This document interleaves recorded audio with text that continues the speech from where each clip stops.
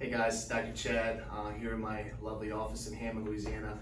I want to do a video today just kind of talking about the COVID-19 virus that obviously is affecting everybody in our country. Obviously the media is playing it very heavily, we're all familiar. I want to present a different side of that coin about how it's affecting our lives, how it's affecting our patients, how it's affecting our day-to-day work. Huge disclaimer, I'm not an infectious disease doctor, and I certainly appreciate all the work that my colleagues are doing on the front lines battling this virus, whether it be in an ICU setting or an inpatient floor setting. My world is very different. Obviously, I'm a board certified neurologist. My world is pain management, anxiety, depression, neurological diseases. So I wanted to present, what I'm seeing as a physician, because as we battle this virus that's a pandemic in our country, other disease processes just don't go away.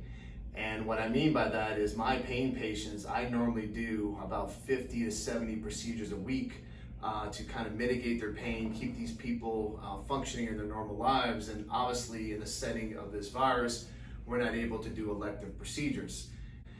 I certainly understand the medical consequences of not taking this virus serious, but the flip side is we now have people that, having difficulties controlling bills, having disease processes such as pain, anxiety, depression that are basically going unchecked because we're not able to do the normal interventional procedures and so forth to treat them.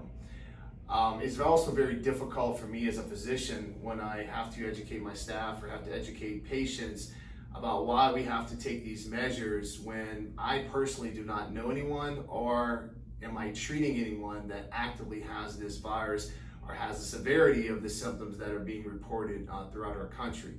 Now, I'm certainly not saying that those cases are being made up or it's not real, but again, as a frontline physician on the war of pain and pain management and depression, anxiety, it's difficult where I have to sit with people and explain to them all the sacrifices that they're making, whether they're personal health care, whether it's financially, whether it's dealing with their family, to fight something that they cannot see other than what they see on the television.